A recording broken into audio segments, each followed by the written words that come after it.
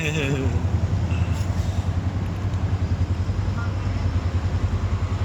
mà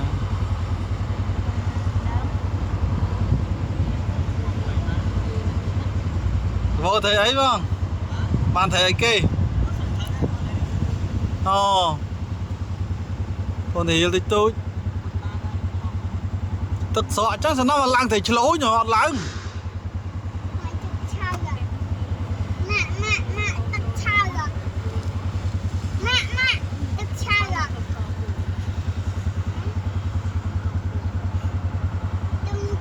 bạn sới bạn thôi không phải rồi